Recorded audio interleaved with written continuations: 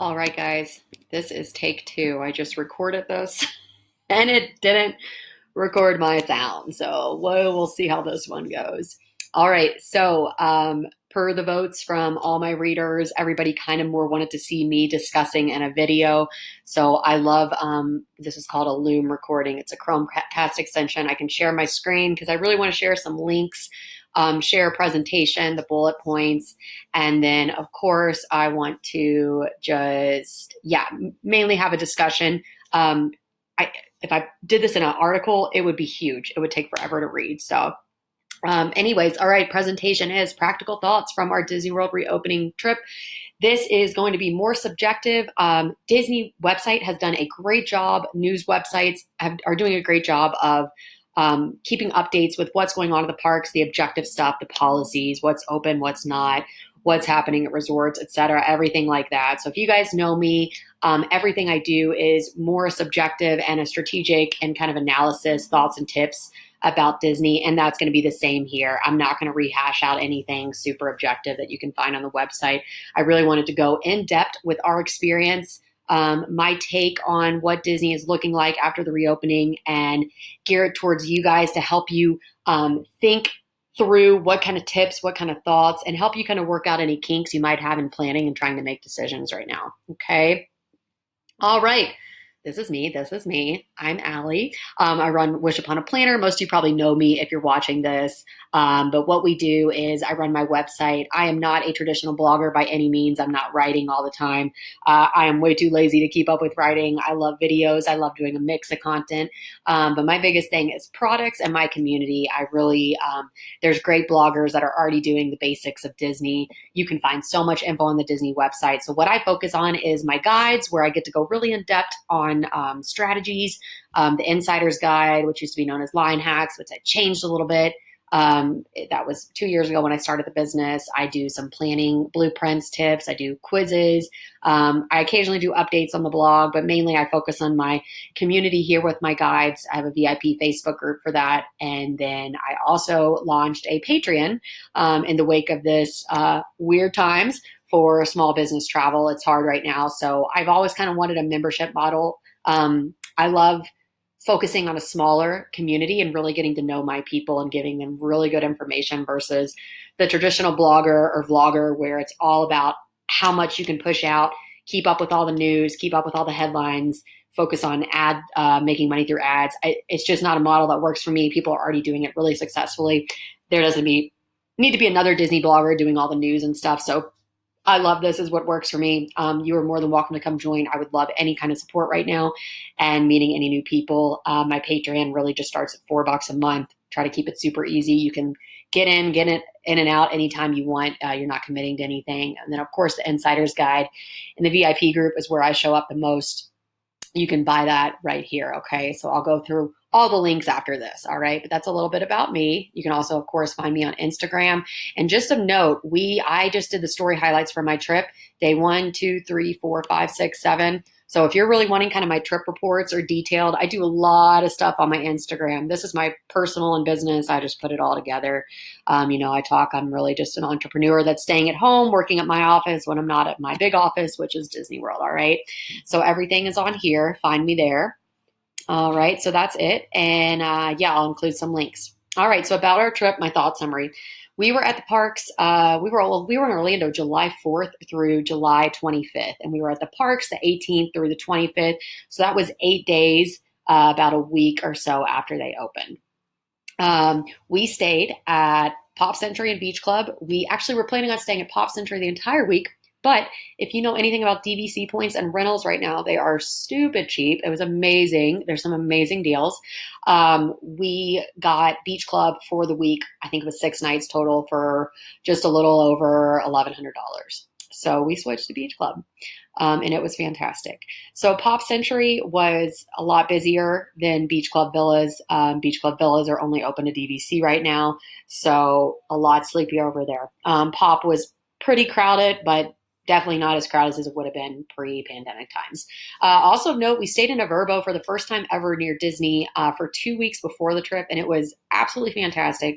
We stayed in a great house. It had only 5-star ratings. It proved to be phenomenal. And I'm always a fan of the Disney bubble and staying on property. I'm an advocate for it. I think it's a great experience. But this is a good time if you've ever considered off property to experiment with it. I would have been really happy having a car and going back to that house every night instead of staying at Disney. I can't say that about every Disney trip, but right now, just with everything closing early and it being really hot and wanting to take a break to get out of the heat during the day, I would have been totally okay with staying off property close. So just something to think about. I wanted to add that. Okay, so overall, very low crowds if you've seen.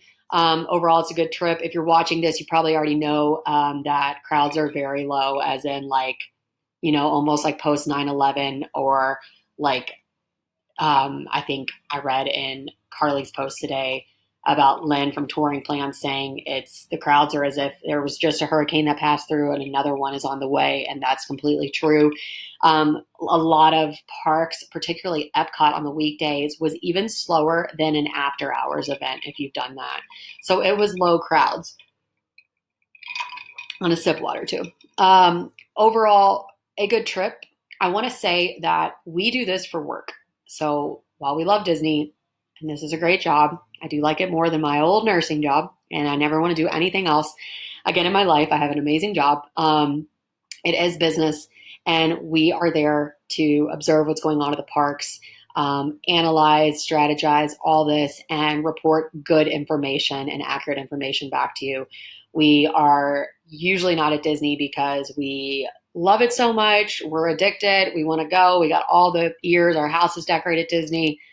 We're not this. So we would not have been going to the parks right now if we weren't doing this for work.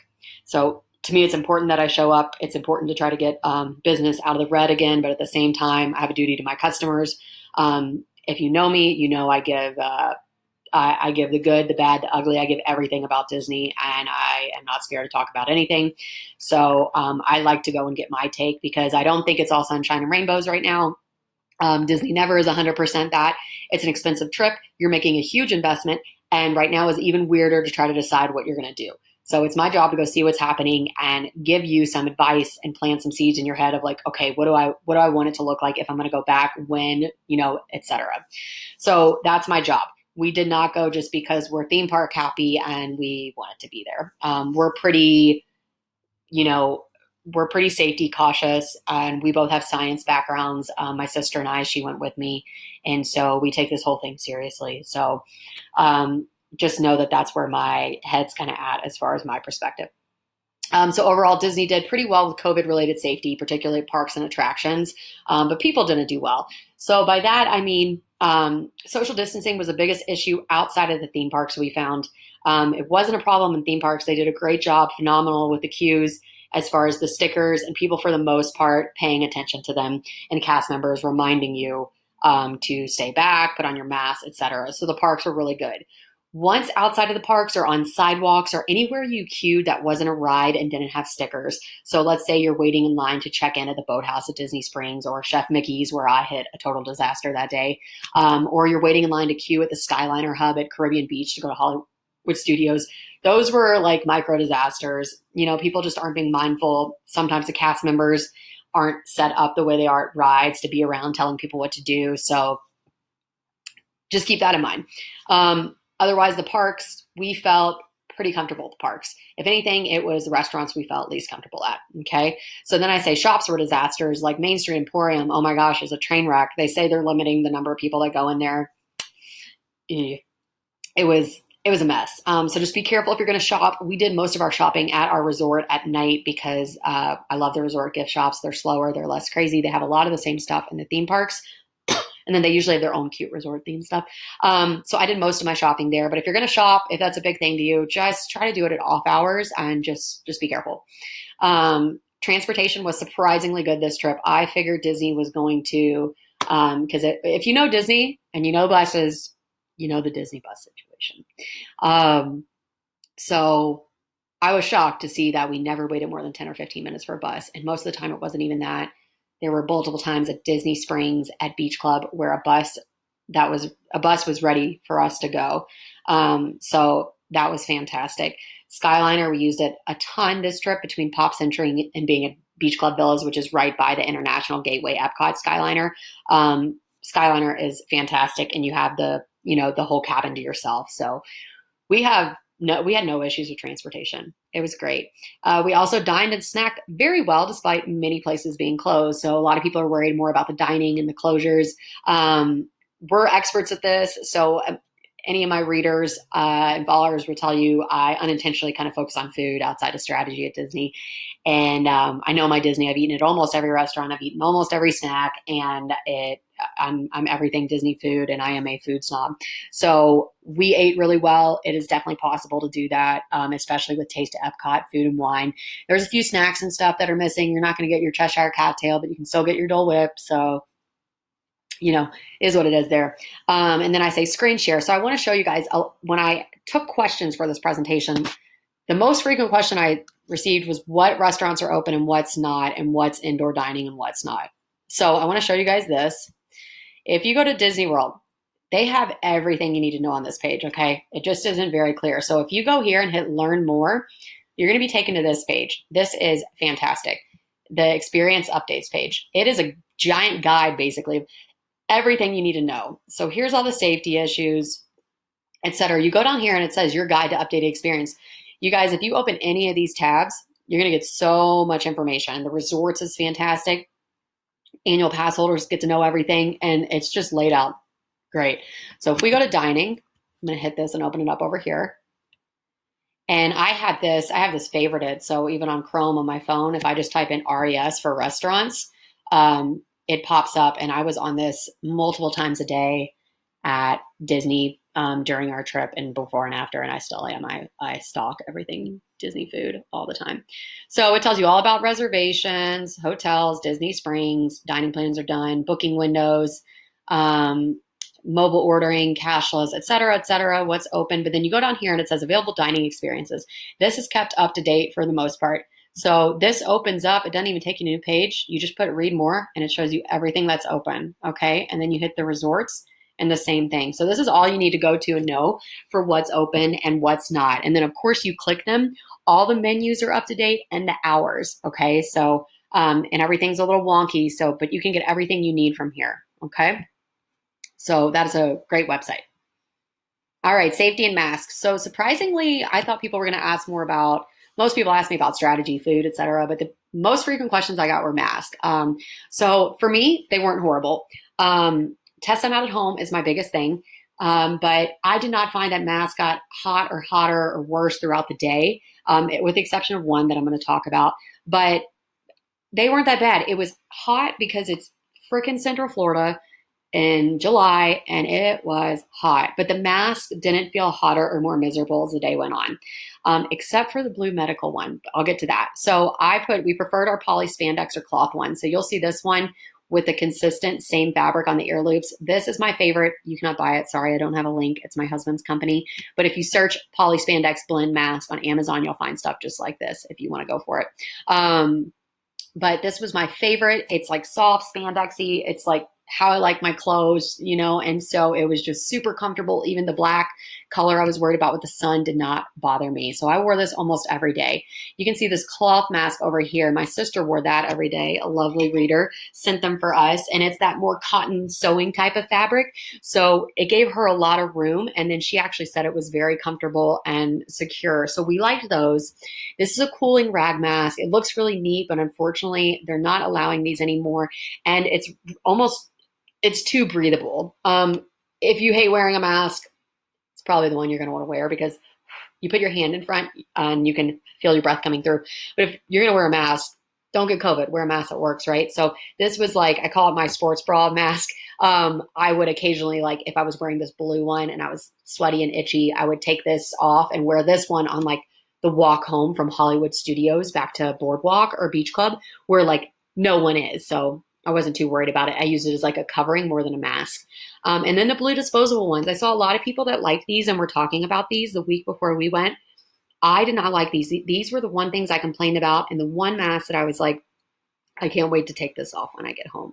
Because that paper fabric got itchy around here and super itchy around my chin with the sweat. A lot of people love them. So test those out. They're definitely easy because you throw them away. They get gross. You don't have to worry about it. You don't have to wash them. But I personally didn't like them. So I have a mask post on Instagram up in the past week. I don't post usually more than weekly. So these posts from my past few trips are pretty easy to find. I go more in detail and you can see that on my Instagram. Okay. All right. Social distancing. So again, it was great in the queues with marker. Everywhere else, people kind of just weren't mindful of it, whether they were remembering or just didn't care. And then the restaurants were hit or miss. Sometimes restaurant tables, well, I could see where Disney is like, it's 6 feet apart. When you have two people in a chair back to back, they were like on top of each other. And it was just, to me, gross without mask and everybody just huffing and puffing, all that hot Florida humid, even though it's air conditioned air, wasn't interested. So we dined outdoors almost the entire trip with the exception of 2 spots. So I'll talk about that a little more. Restaurant workers and cast members, I just wanted to say that we had multiple cast members thank us for keeping our mask on while we were walking to our dining table and then actually putting it back on when our servers came out. Because of course your servers can't socially distance when, they're putting your water glass or your plate down at dining. And we had one guy that was like, thank you so much. It shows you care. It's really hard to be back at work, in a maskless environment as a server. And it's really nice that you just took the time to keep and put your mask on when I was around. So we thought that was really nice to hear and something that we thought we would share with everybody. Okay, so dining. Screen share, fastest way. I already showed you guys that. The tab, that is the quickest way to see. Right now, it is 60-day advance reservations, not the 180. Really, the people that should be going to Disney right now are diehard Disneys that are also type B or love spontaneity because you don't have to psychotically plan right now to get ahead at Disney for the most part. So it is really nice for those that kind of remember the good old days of where you could, you didn't have to make a reservation for dinner. You didn't have to decide 8 months in advance what you wanted to eat. And if you see the ride for Spaceship Earth, looks like walk on, you just decide you want to go and walk on. So it was a lot of fun in that sense. Dining hacks. I want to tell you guys that are insiders in the guide. If you have access to my guide, this is the insider's guide right here on my website that you guys get access and the VIP group if you're in it. But for that, make sure you go down to the dining hacks modules because some of those, especially I think the first video, are still relevant right now. If you missed a reservation you couldn't get, okay? Outdoor versus indoor dining and our top spot. So let me go over here. Most requests I got were go over things. So I'm going to talk about what options are outdoor seating on here and what I recommend. So almost all quick service locations in park, you're going to be able to go outside and eat. Okay. So quick service, I'll give my recs. So Magic Kingdom, the only real outdoor seating as far as table service is going to be Tony's. They have a small patio outside. You'll probably be able to sit outside there if you want because it's hot and most people don't want to. Lunch, it would probably be a little scorching, but dinner time was actually really pleasant and nice to dine al fresco. So we still like dining outside at nighttime. We just made our reservations as late as we could, so it wasn't as hot out. That's really the only outdoor one. We ate at Skipper Canteen, and while it is a phenomenal restaurant as far as food quality, it is indoors. As far as quick service, my top and 2 and really only recommendations, because Magic Kingdom food is so just meh, is Pecos Bill and Sleepy Hollow. Those are my favorite spots and lots of outdoor dining. And if you guys, both these locations kind of have outdoor dining spots across the way from it. So if you just take the time to kind of go around the corner, you're going to have tons of open, empty outdoor seating. Okay. Animal Kingdom, the only place you're really going to be able to dine outside, sit down, is Nomad Lounge. They have a few small plates and stuff from the Tiffin's menu, and it's more nicer, kind of upscale bar lounge type area. Super fun. Highly recommend it. It is one of our favorite spots at Disney.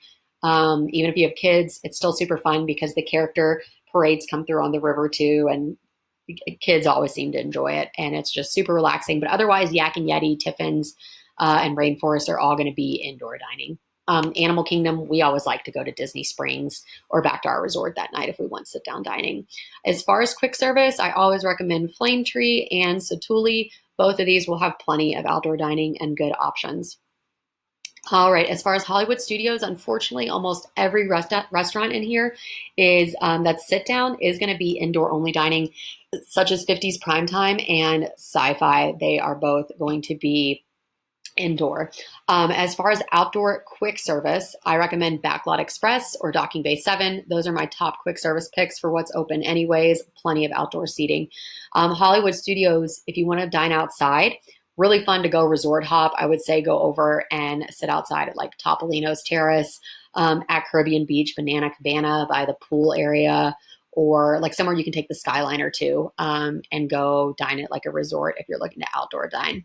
I would just say get out of the park. All right, Epcot, my favorite quick service outdoors that's open right now is La Cantina de San Angel. So that's going to be outdoor, like Mexican quick service. We love it. We love the empanadas there.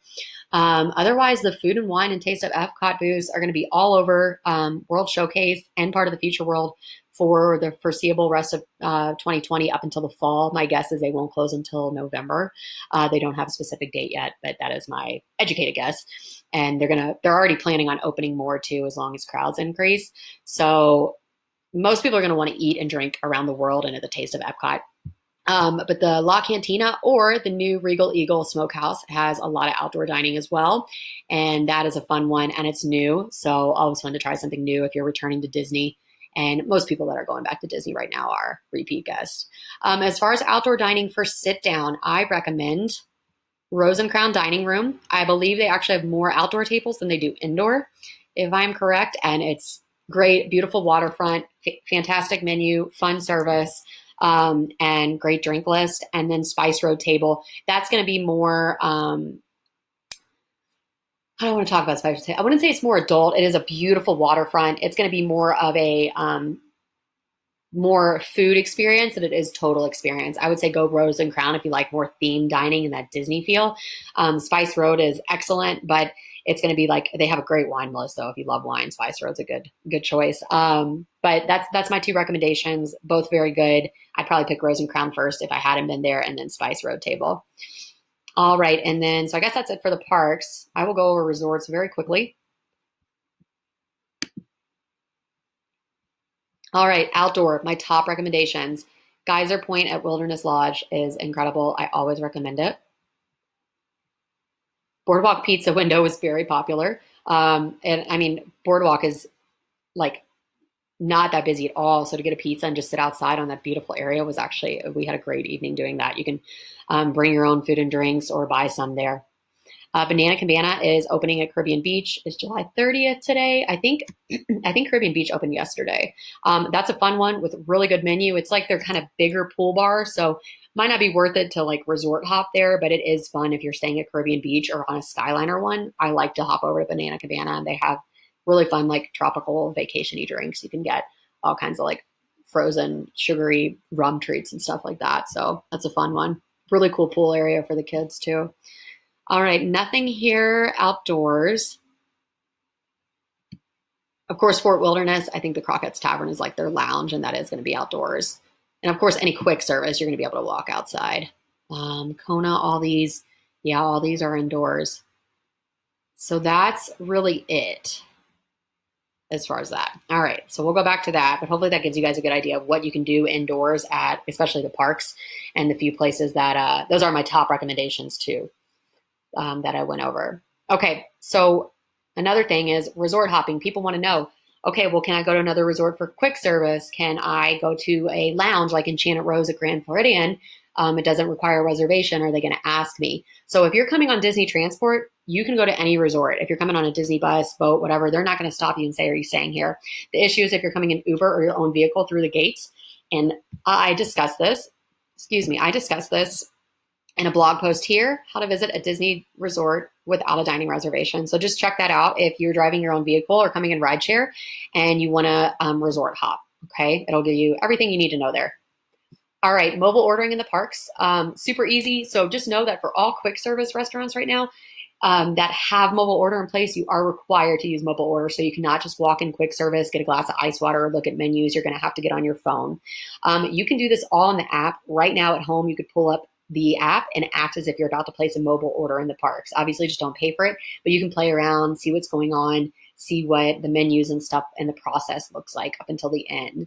Another tip for peak times in the parks is if you're going to order any peak lunchtime, which is usually like 12 to 1 p.m., just know that sometimes the arrival window is going to be a little bit later. So an example, we were at Docking Bay 7 at Hollywood Studios getting lunch at like right around noon, very popular. I go to mobile order, and the arrival window when you can say you want to pick up your food wasn't until 20 minutes later. So had we placed an order earlier that day, or just like while we were in line or something an hour before, then we could have just went and hit we're ready, prepare our order. So definitely think about mobile ordering a little bit early, getting in your order then if you're going to eat at a peak time. They won't start making your order until you press the button. So hopefully it makes sense that it still helps to order in advance, because it just pushes your order through to when you want to pick it up. You don't have to, they don't make it until you say, I'm here, make my order. So that's my advice for that. I kind of went over my recommendations for quick service in every park and area so far, so I'll skip that. Reopening plans and future predictions for dining. So I talked to the executive chef at Epcot I recognized from a behind the scenes tour, and he said that all the food and wine booths that are out, they are planning on expanding more given that crowds and attendance go up. And then I believe that's going to be the case for most theme park, in-park restaurants. I don't know how resorts are going to go, because I can't see them having the budget to want to reopen a lot if guest numbers stay low at the resorts. But I do think theme park restaurants, we're going to see more of them opening. For example, Chefs de France is currently closed at Epcot on July 30th. My guess is that they're going to be opening in the next month. So we will see what happens. If you're going to go anytime October or later, this website with all the restaurant could look really different on your trip. So just keep an eye on it, okay? All right, so our experience of the resorts, we stayed at Pop and Beach Club. Pop was definitely more crowded since they moved all value resort reservations there, and just busier. There's the kind of one bar, pool, and food court area, and it just tends to be more of a cluster, but it wasn't horrible or as crowded as usual.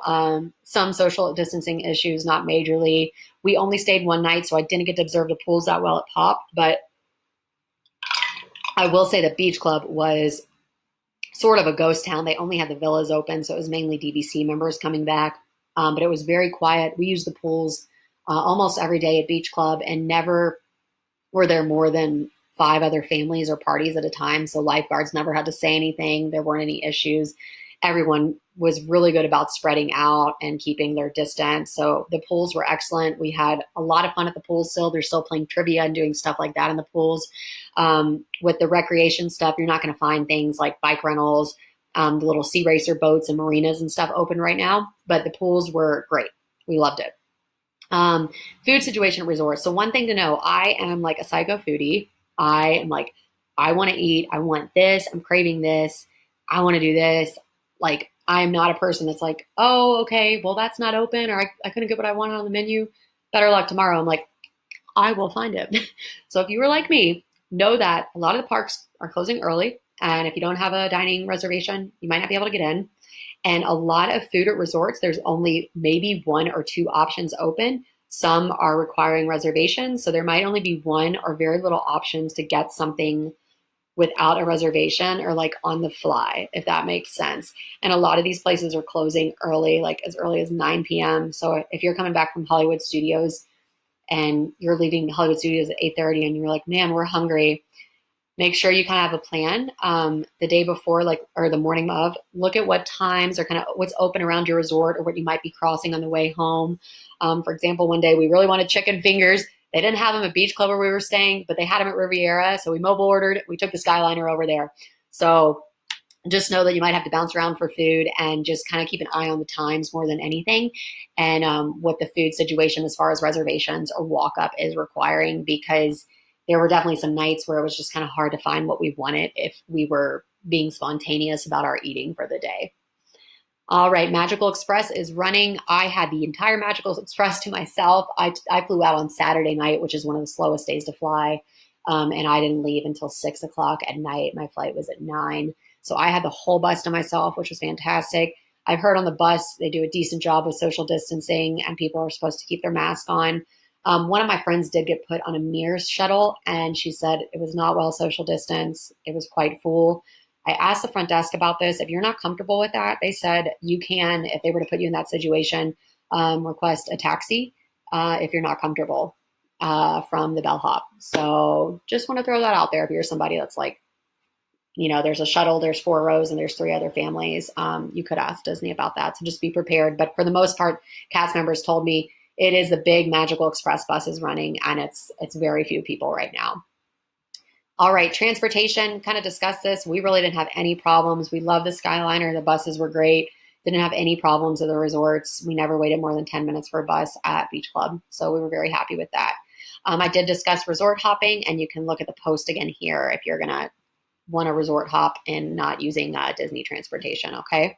And then, of course, the resorts, everything is available from this site again. You could just go learn more here, and it's going to have all that information like it did the dining page to show you what's happening at your resorts and what's not. All right, for the parks. So I'm not going to go into detail about Park Pass system. If you're watching this, you probably already know that there's no hopping. You have to have a park reservation, 1 per day, and hours are limited at the theme park right now. They don't feel that limited because they're all open for 10 hours, and it's still a long day. We took long breaks almost every day to go back to the pool or just get away from the parks, and we still had plenty of time to tour. So if you know it, as long as you know a little strategy, you can be flexible. You're going to be fine with the hours and still be able to break if you want. Okay. This is right now. If you're watching this months from now, it might be different. Everything's changing quick. So I'm just speaking of our experience in July. The temp and bag check was super easy. For the most part, if you're not arriving at opening, you're going to walk through the gates. Except given Hollywood Studios, the Rise of Resistance mess, everyone's going to be there. But that still only took us 7 minutes from when we got to the Skyliner through bag check, temp check, and in the park. So not bad at all. Nothing's too different. They take your temperature, you go to bag check. There are some new scanners, and then they're asking you to place electronics and metals in a bag or in a bin, and you walk through. Nothing's very different than it was before. Like I said, queuing was mostly excellent in the parks. We felt pretty good, especially on the attractions, and the sidewalks and the stores, not as much. It really surprised me how cast members in stores said nothing about when people were just all over each other. For example, if you have been on Winnie the Pooh, you walk out into that gift shop, it's really tight, and there's a lot of like displays of stuffed animals and stuff in the middle, so you really can't be 6 feet apart from anybody at any point. And there were just people everywhere, and it was surprising that no one was saying anything. So just know that if you're kind of a stickler about social distancing, then like us, the shops are probably not your best bet unless it is off hours or, they're slower. I would just hang outside until you see that you're comfortable going in. The cavalcades, which is the character processionals they're having in place of parades and character greeting, were phenomenal. They were so frequent. It seemed like they were happening every 20 to 30 minutes at most. Some days it was like, we just had one. This is like 10 minutes. It was great. And the great thing about these is that while your kids or you can't hug, get autographs, get pictures directly with the characters, because of the few people at the parks and cast members are asking you to socially distance for the most part with these cavalcades, when they go by, you're getting this one-on-one attention. We got so much attention. Even as adults, they focus on the kids. So that can show you how much they were giving attention to everybody because they're moving so slow and everyone's 6 feet apart. So they're pointing at your kids. They're posing for pictures. They were so cute. Disney did a great job with these. They were much more elaborate than I thought they were going to be. Like at Magic Kingdom, they have this huge princess float, and it's just like crazy. It lasts like 10 minutes. It was great. They did a really good job with these. Other things to know about the park. Here's my tip is that you can still enter before and you can stay after close. It's usually about an hour. And we had a reservation at Skipper Canteen at it was almost 7:00 when the park closed. So by the time we left, it was closer to 8. There's still people, pretty empty, but there's still a decent amount of people getting their empty pictures at the new Cinderella's castle. So definitely if you're wanting some cool photos and shots, feel free to stay and hang in the parks. We love to sit on Sunset Boulevard on Hollywood Studios, with the old big band swing from the 20s playing as the sun sets and just kind of chill out and have a beverage. And it's just really nice. So definitely enjoy it while you can. Memory Maker, I want to say that I recommend skipping it right now. I did not see nearly even close the amount of photographers as I did before. I don't know if they dropped the price on it or anything because of that, but if they didn't, I would say it's kind of a ripoff because there just aren't a lot of photographers out taking pictures. The ride cleaning is great. I didn't study up a lot on this. I do know for almost one of every 3 to 4 rides we were on, we were stopped in line and they come overhead and say, The ride will be stopped for momentarily while we clean it, and it takes about 7 minutes or so where you're kind of in line before you move again. They do a good job with it. I saw them. They're doing all this crazy spray. I think I read that it's like some hydrogen peroxide based. So I don't know too much about that. I didn't look into it, but it's happening. It's happening. It seems relatively frequent. So, but they go over that. I think you can look that up if you want to. So as far as the parks, general lines, crowds, patterns, everything you guys that I do for this is what I do. And of course I can't do all this for free. So the way I monetize my blogs is not through ads, but through my insider's guide is the biggest thing. So if you're in here, you can join at any time. I have it open right now. I might close the cart for the next few months, trying to decide. But I do have all the new plans, videos, and updates. I keep everything up to date in here. So just check in on that if you are one of my insiders. You don't need, there's no fast pass right now, but you do still need strategy, especially on weekends and as crowds are starting to grow at places like Hollywood Studios. For example, Mickey and Minnie's Railway was about an hour wait at opening. We walked on at night at 7:55 p.m., 5 minutes before park close. So some rides can go down. A lot of these rides do. So it can be risky if it's like we have to go on Slinky to wait until the very end of the night. But evenings are the best, by far the best time to be at night. And the way it's happening right now is because of the summer heat and rain, people are still getting to the parks in the morning. And then with the earlier closing times, a lot of people just leave for the day and crap out when it gets really hot at like 2 or 3 p.m. or a thunderstorm rolls in and kind of shuts stuff down. And people just go home because they got a lot of stuff done. So it is very advantageous right now to be at the parks in the evening. We did every park at least twice, with the exception of Animal Kingdom. And by far, we could get as much done in 2 hours before park close as we could in 4 to 5 hours when the park opened. So if you can go in the evenings and kind of just be flexible, that's just what you need to know. Okay. That's my strongest recommendation. And of course, going right in the morning at opening helps. People still aren't not technically like rope dropping. So you can still be at an advantage given that you're not getting in one of those bottlenecks for headliners. Like I said, Runaway Railway, the new one, is having quite a morning bottleneck. So it isn't advantageous to get in line at opening unless you were one of the first ones there. Much better to go to like Sunset Boulevard and ride Rock and Roller Coaster and Tower of Terror until, you're sick and you're like, okay, this is great. And then you go somewhere else when Railway has dropped to like 40 or 35 minutes. Okay. But plans are always in the insider's guide. Dealing with heat. So we just do sunscreen and then hydrate as much as you can the day before while you're at the pools, while you're at your resort, any chance you have water. I used to be a distance runner. If you're an athlete, it's all about hydrating the day before. So the thing with the heat is you're going to get thirsty in the parks and it's hard to find water. And oh my God, please don't use the water fountains right now. Ugh, so gross. We'll use the bottle filling stations and you can usually find at least one at each park, I think. But it's still hard to find. The ice water is not as easy to get. So just stay hydrated as much as you can outside of the parks and then grab those ice waters when you see those places like Anti-Gravities and the Magic Kingdom that are giving out ice water and there's no line. Go in, ask for 2 per person, queue up single file and get it when you can, okay? Otherwise, I think what I would have brought is a Camelback or some kind of large water device because, we'd fill up like our Yetis or our 24-ounce tumblers and they were gone in like 2 hours with the heat. And I was just so jealous of the people with the Camelbacks. But I do want to know how you clean those things. That looks like a pain in the ass. So someone let me know about cleaning a Camelback. Because I would like to get one. I just don't know what I would do about that. And I'm lazy. So bring a poncho. It's going to rain on and off. Rain never lasts long this time of year for the most part. So don't be scared. Take cover. Take a poncho. Get on an indoor attraction. It'll be fine. What we forgot, talked about the Camelback. That's really it. If you're going to do indoor attractions, just go in and out of it. Like riding Small World was so great because there's great social distancing. It's very open air in there. And the air is so cool. Under the Sea, oh my gosh, that's the best ride because you're going through a cave. So they intentionally have it set cooler to feel like a cave. Going under the sea if you need to cool off because that queue is heaven. All right, relaxation stations. These are the places you can take off mask and chill out. If you guys want to know more details about this, again, I don't do these blogs because you can find it on Disney, but my favorite go-to is www.prepschool.com. Shannon runs the site. She is fantastic. She's very thorough. She is like the only Disney planning site you need as far as a blog if you want to look at everything. She did a great post on this. I didn't read it, but she always does a good job, and she makes all these posts after her trips. She just slams out content. So if you want to read about that, that's where I would go. The relaxation stations, some are like indoors and tight and like aqua shoes. They're still distancing, but it's just people taking their mask off, hot and sweaty, breathing everywhere. No thanks.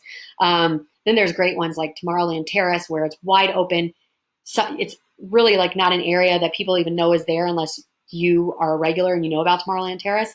And there are the castles right there, and you get like amazing selfies and good family photos with the castle if you have a good zoom on your camera. So I'm like, go to Tomorrowland Terrace relaxation station if you want to hang out. We didn't do it much. We really didn't do any. I went into Tomorrowland Terrace just to check it out. Otherwise, you can step to the side, given that you're far away from people, and take sips of water and snacks as long as you're stationary and away. So we didn't feel the need to go to a relaxation station. But they are there. People are using them. Go for it. Parks, dining options. So just know that theme parks are going to close, like the restaurants are going to close with theme parks. So example, you can't get a reservation right now at Tiffin's of Animal Kingdom at 8 o'clock. It closes at 6. So just know that if you're leaving a park early and you didn't eat, you're going to have to, go elsewhere for the most part. But quick service and everything is open till park closes. And then, of course, there is the Ride of the Resistance mess at Hollywood Studios. Not that messy. It is the same boarding group process as before, essentially. They tell you there's 2 groups now, 10 a.m., 2 p.m. You need to go 2. You need to get there early. We left our hotel at 9:15. We got into the park at 9:49. It was a slower day, though. If you want to do it, I'd recommend leaving at least by 9 from a Disney resort. If you're curious about the boarding group process, on my Instagram, I have a video right here. It goes through exactly what it looks like. It is very simple. You guys don't need to study this. You just need to be at the park. Everyone scanned in physically at Hollywood Studios at 10 a.m. and ready on your app to do what this is in the video. Okay, so don't make it more complicated than it is. Technology might. This is about as smooth as it goes for us. We got boarding group 2, and it was like bing, bam, boom. And it can glitch. So you can have a few people on different accounts trying it. Do not have people logged in the same Disney Experience account trying it. That's way too risky in my opinion. But other than that, not too difficult. Watch that video. It'll help you show exactly what it looked like starting at 9:59 until it started and we got it. Okay. All right. As far as my predictions for future and my recommendations. So my predictions, when should you go? When's it going to be less crowded or more crowded? So I think possibly in September, it'll get a little slower than it is right now. I think locals are kind of bombarding the parks right now, Floridians, and that'll die down. And September's always slow, especially with hurricane season. But then I think starting in October, it could and will get gradually more crowded.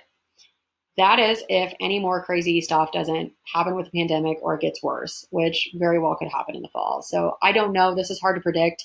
If Disney stays open, which I think they will, they could close down if it gets worse in the fall. But if they stay open and we kind of gradually are figuring out this pandemic in some type of regards, I see crowds starting to get increase in October, but I still think they are going to be low. So I had a lot of people that have FOMO from watching my stories, and they're like, you're making us want to go.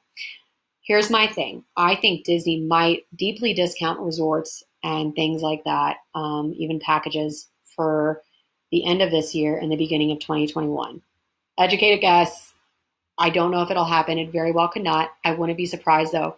You guys, they're not, if you're watching this, you are interested in Disney parks and you are in like the 0.000 something percent of people in America that are interested in going to a Disney park right now. Most people aren't going to go to Disney park in general. Most people aren't ever actively planning a trip, and most people aren't actively thinking about a trip right now. So know that you probably have a bias, like a confirmation bias if you're watching this, thinking that everybody's thinking the way you are. They're not. I'm telling you, no one is really at the parks. And when people are rescheduling their trips right now, those big trips, they're thinking late 2021, right? My cousin has a 4-year-old princess Disney obsessed daughter who wants to go. They had a trip in May. Then September, I said, you need to cancel and wait till fall 2021 because I wouldn't want you to miss out on the things till then. So that's where most people are at. So don't have FOMO. Feel like you need to get there tomorrow. If you can, you're going to have an interesting experience. Be as safe as you can about it. Please wear your mask, keep distance. Don't be afraid to remind people to keep distance. we did it. People kind of looked at us like we were weird, but then we're like, well, remember the whole pandemic thing? So it's fine. But just know that Disney is not going to be anywhere near the crowd level that it was in the next year. And you're not going to be fighting people. If you wait to go in like October, November this year, you're going to be fine. The holidays might get more crowded. It might be like a very busy weekend day in October or something, but they're not going to be the holidays that we have known at Disney World. Okay. So if you're planning a once in a lifetime trip, I say wait until late 2021 or later. If you want to go to Disney, but you're really not sure, you really don't want to be traveling or going to Florida right now, you're high risk, someone in your family's high risk, you can't quarantine for 2 weeks when you get back to the park. I say just wait until the end of 2022, or I mean, the end of 2020, see how things look. And even beginning 2021, know that crowds are still going to be pretty bearable, especially if you have a strategy then, okay? As far as the phase reopening, like I said, Epcot Chef said they are planning on opening things given that crowds increase. So it might be this until September. A few things we're seeing. They might open a few more things, but I wouldn't be surprised if we really don't start seeing stuff until the end of the year.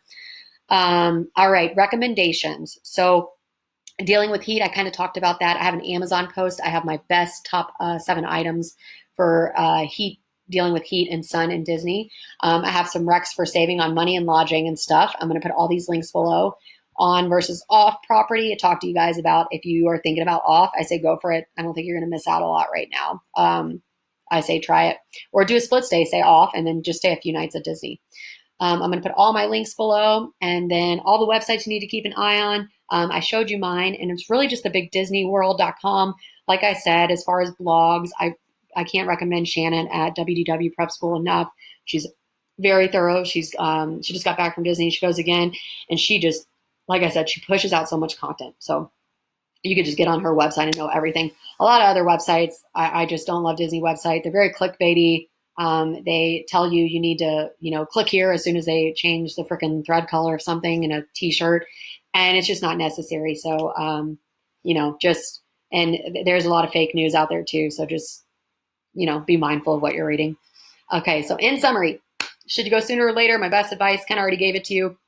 I can't in good faith recommend anybody go to a theme park right now in Florida. But I know people are going to, which is why I made this. Just be safe.